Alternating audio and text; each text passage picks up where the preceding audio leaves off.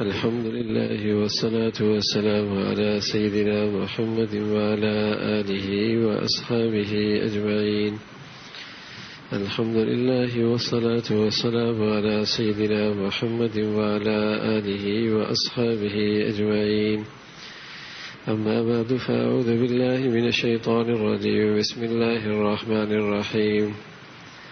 أنا أكثر منك مالا وأعز نفرا، ودخل جنته وهو ظالم لنفسه قال ما أظن أن تبيد هذه أبدا وما أظن الساعة قائمة ولئن رددت إلى ربي لأجدن خيرا منها منقلبا.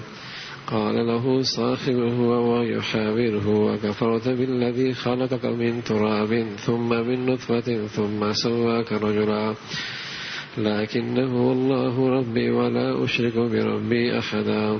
ولولا إذ دخلت جنتك قلت ما شاء الله لا قوة إلا بالله. صدق الله العظيم. اللهم صل على سيدنا محمد النبي الأمي وعلى آله وأصحابه وسلم.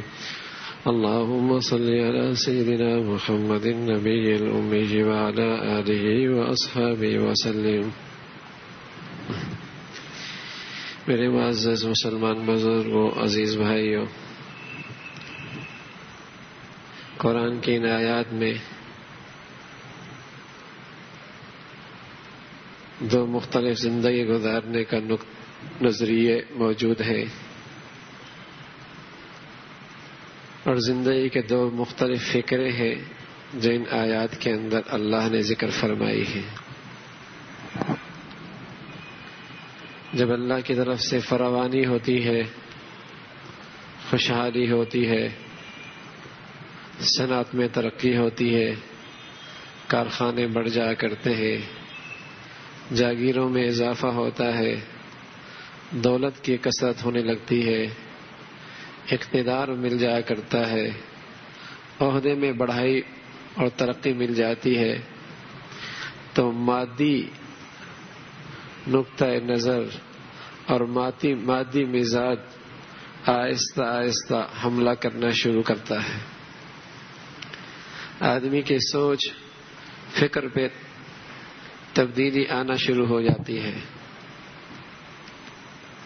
اور وہ تبدیلی یوں آتی ہے کہ قرآن نے ایک ایسے شخص کا تذکرہ فرمایا جو دنیا کے لحاظ سے ایک خوشحال انسان تھا، جیسے دو شاندار باغ بھی ملے ہوئے تھے، اور وہ شاندار انگور کے، اور اس کے اطراف میں کھجوروں کی باڑ لگی ہوئی تھی۔ کلتا الجنتین آتت اکلها ولم تظلم منه شیئا وفجرنا خلالهما نہرا، کہ وہ اپنے وقت پہ پورا پھل بھی دیا کرتے تھے۔ پھر ایک زمین کا خطہ اور قطعہ ایسا بھی تھا جہاں اس کے لیے زراعت بھی ہوتی تھی، آباشی اور پانی کا انتظام بھی بہت شاندار تھا، اور صرف آمدنی کے ذرائع یہ نہیں تھے، اور بھی اس کے لیے آمدنی کے بہت سارے اسباب اور وسائل میسر تھے۔ جب یہ سب کچھ اسے مل رہا تھا تو اس کا اندر سے رجحان بدلنے لگا، سوچ بدلنے لگی، فکر بدل گیا، اور مادی مزاج بنتا چلا گیا۔ وہ اسباب کو دیکھ کر، وسائل کو دیکھ کر اپنی حقیقت بھول گیا، اور یہ عملہ سوسائٹی پہ عام طور پر ہوا کرتا ہے، انسانی معاشرے پہ عام طور پہ ایسا ہوتا ہے۔ انسانوں کی طبیعتیں یوں بدل جایا کرتی ہیں، تو غرور میں اور تکبر میں اور اترا کر کہنے لگا انا اکثر منک مالا واعز نفرا، میں بڑا مالدار ہوں، اور میرا جتھا، میری اکثریت، میرے پیچھے چلنے والے، میری ہاں میں ہاں ملانے والی بڑی طاقت ہے۔ انا اکثر منک مالا واعز نفرا، یہ وہ مادی مزاج ہے جو انسان کو ہلاکت کی طرف لے جاتا ہے، اپنے اوقات بھول جائے، اپنے کریم داتا کو بھول جائے، اپنی حیثیت بھول جائے کہ میں جب آیا تھا تو خالی ہاتھ تھے، بدن پہ کپڑا بھی نہیں تھا، اپنے ہاتھ سے لقمہ بھی نہیں اٹھا سکتا تھا، اپنے آپ کو محفوظ بھی نہیں کر سکتا تھا، اپنی نفع کی چیز کے لیے ہاتھ بڑھا بھی نہیں سکتا تھا۔ سب کسی محسن کریم داتا کے احسانات ہیں، لیکن مادیت کی جب بہتات ہوتی ہے اور دنیا کی فراوانی ہوتی ہے، خوشحالی بڑھتی ہے، مادیت کا جسے کہیں کہ سیلاب میں بہنے لگتا ہے تو اندر سے مزاج بگڑنے لگتا ہے۔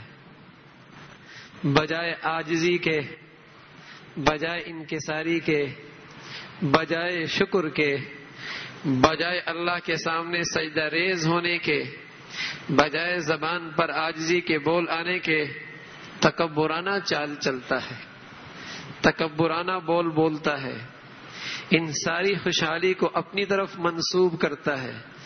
انما اوتیت علی علم عندی، انما اوتیت علی علم عندی، یہ سب کچھ مجھے ملا ہے اس لیے کہ میرے پاس ذہانت بڑی شاندار ہے، میرے پاس ڈگریاں ہیں، میری محنت ہے، ہاں میری محنت ہے، لائق ہے، بہت قابل آدمی ہوں۔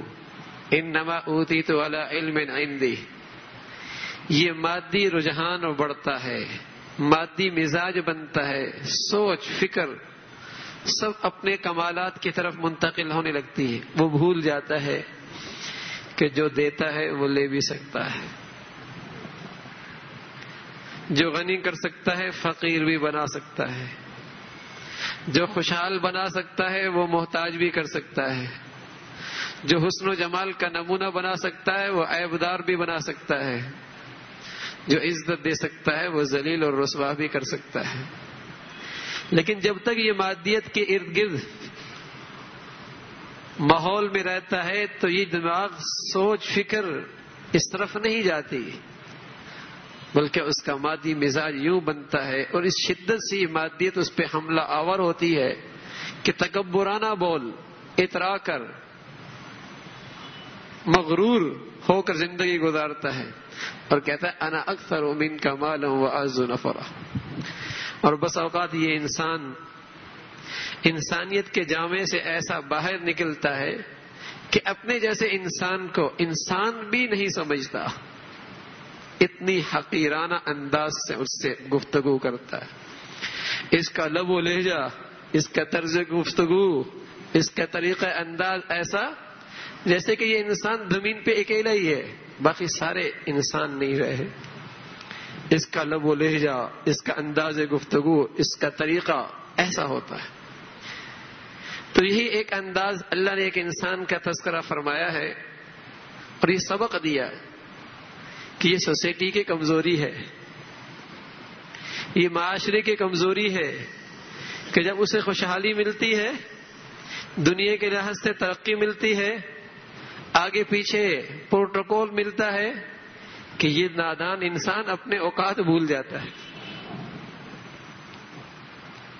یہ اپنی حیثیت ہی بھول جاتا ہے۔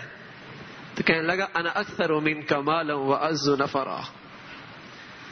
اور جب اپنے اس خوشحالی کے مرکز میں داخل ہوا، جیسے آدمی اپنے دربار میں داخل ہوتا ہے، اپنی کوٹھی میں داخل ہوتا ہے، اپنی فیکٹری میں داخل ہوتا ہے، اس کی ٹون ہی بدل جاتی ہے، اوہو یہ ہے ہی کچھ اور۔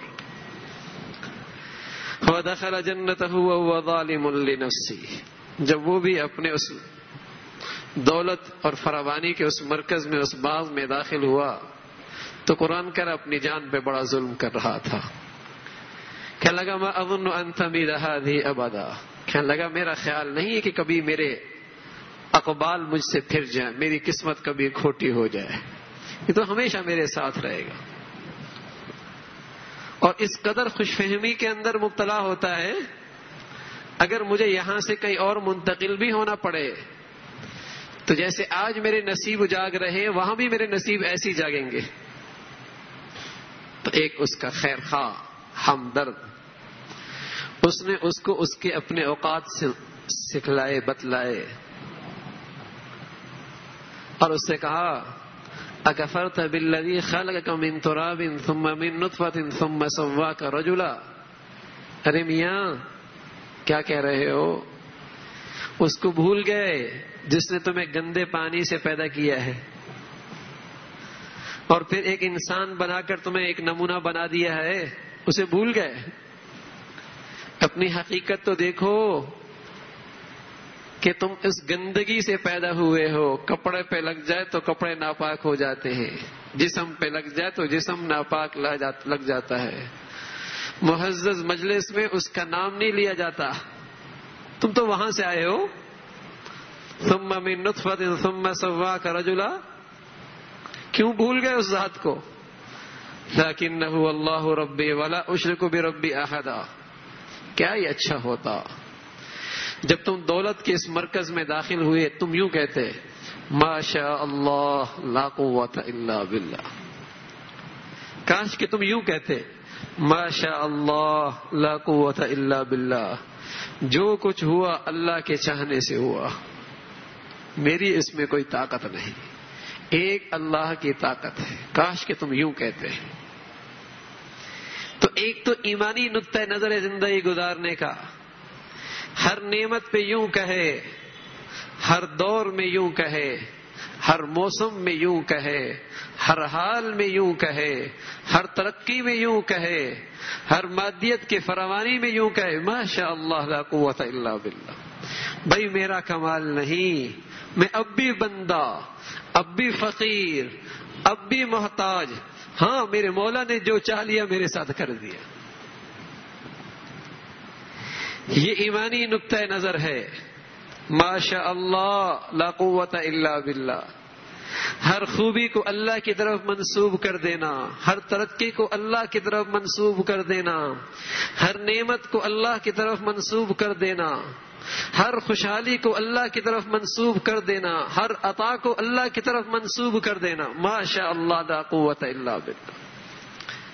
جو وہ ہوا جو میرے مولا نے چاہا. اور ایک مادی نقطہ نظر ہے، ہاں جو مادیت کے گرداب میں پھنس جائے وہ کہتا ہے انا اکثر منک مالا واعز نفرا. میں ہی میں ہوں، ہاں میں ہی میں ہوں. بول میں تکبر، چال میں تکبر، انداز میں تکبر. پھر اللہ رب العزت نے سبحان اللہ رب العزت نے اس مادی ذہنیت رکھنے والے شخص کا انجام کیا کیا؟ اللہ نے اسے لمحوں کے اندر اس کے سارے باغات اجاڑ دیے. اس کی یہ کہاں معیشت کے عروج پہ تھا اور کہاں بیکاری بن گیا اور اپنے ہاتھوں کو یوں ملنے لگا. جو پونجی لگائی تھی وہ بھی ضائع ہو گئی. تو اللہ رب العزت بس اوقات عبرت بنا دیتا ہے، عبرت. اور یہ چیز ذکر بھی اللہ نے قرآن میں اس لیے کی، عبرت کے لیے، بطور نصیحت کے کہ اگر اللہ اچھا رکھے، خوشحال بنا دے تو پھر بھی بندے بن کے رہو، عاجز بن کے رہو، فقیر بن کے رہو. تکبرانہ زندگی نہ ہو، تکبرانہ بول نہ ہو، خوشحالی پہ نہ اترانا، نعمتوں پہ نہ اترانا، اپنی اکثریت پہ نہ اترانا. ایک ذات ہے جو عبرت کا نمونہ بنا سکتی ہے. ہاں اور دوسرا وہ شخص کہنے لگا ما شاء اللہ لا قوت الا باللہ. کہنے لگا مجھے اپنے اللہ سے بڑی امید ہے کہ اللہ مجھ کو تجھ سے بھی بہتر چیز دے سکتا ہے، میں تو اسی کا محتاج ہوں. یہ اتنا شاندار نظریہ ہے ما شاء اللہ لا قوت الا باللہ.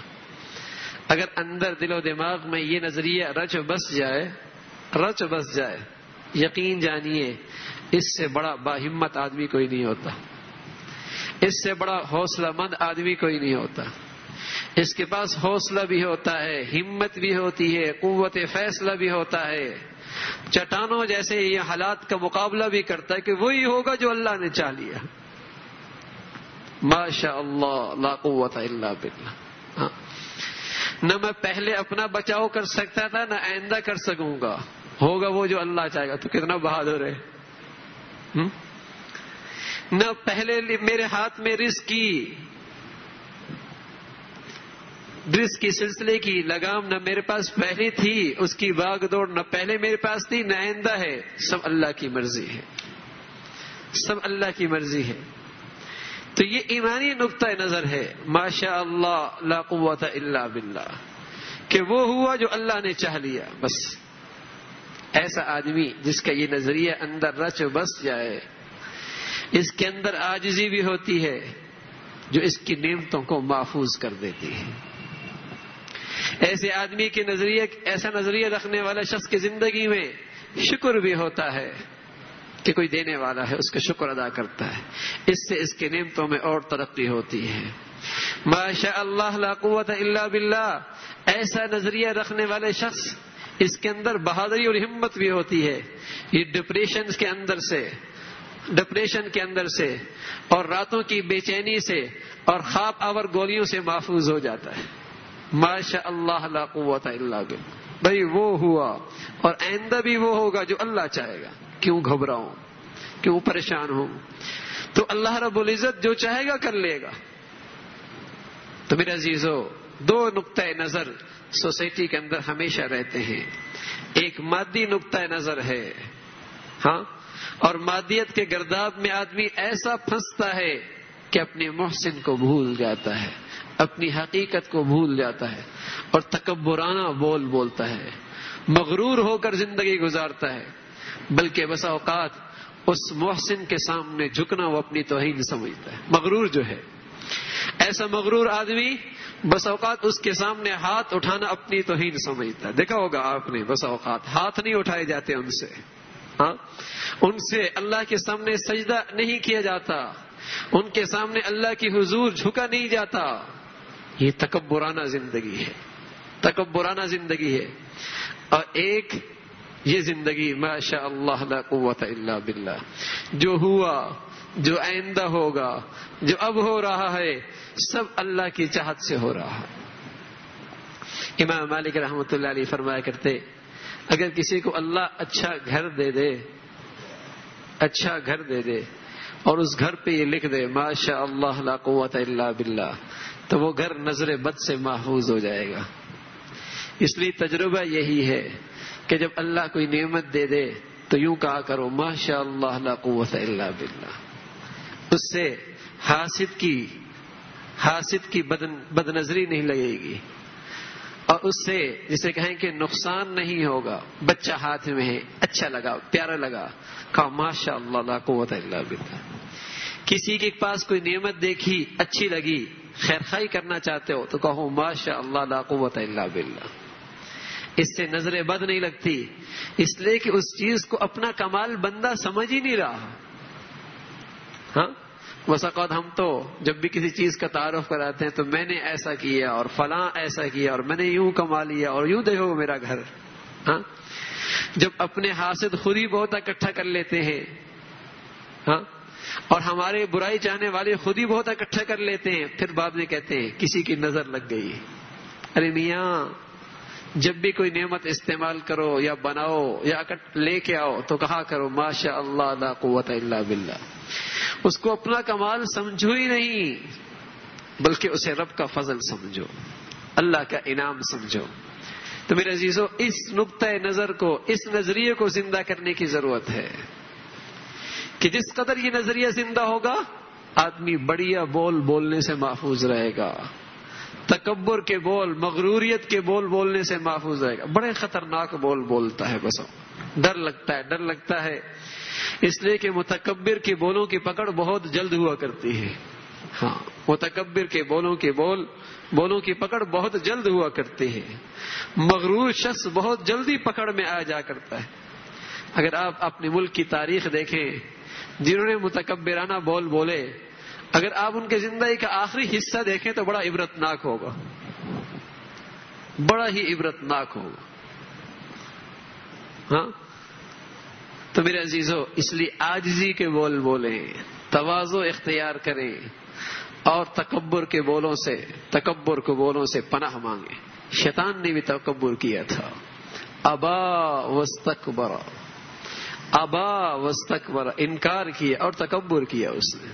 ہاں، اور آدم علیہ الصلوۃ والسلام کی سب سے بڑی خوبی اور اس کی اولاد کی سب سے بڑی خوبی، ربنا ظلمنا انفسنا، مولا مجھ سے تو کوتاہی ہو گئی تو مجھے معاف فرما دے. آدم کی اولاد کی خوبی ہے عاجزی دکھائے، عاجزی دکھائے. اور شیطان کے لشکر کی عادت ہے، شیطان کے لشکر کی عادت ہے وہ سرکشی دکھاتا ہے، تکبر دکھاتا ہے. اس لیے اللہ کے ہاں سے دروازے جو کھلتے ہیں نعمتوں کے، وہ عاجزی پر کھلتے ہیں، وہ عاجزی پہ کھلتے ہیں. اور اللہ کی طرف سے جو پکڑ آتی ہے وہ تکبر کی زندگی پہ آیا کرتی ہے. اللہ رب العزت مجھے بھی اور آپ کو بھی کہنے سننے سے عمل کی توفیق نصیب فرما دے. وآخر دعوانا الحمدللہ رب العالمین. وآخر دعوانا الحمدللہ رب العالمین. وآخر دعوانا الحمدللہ رب العالمین.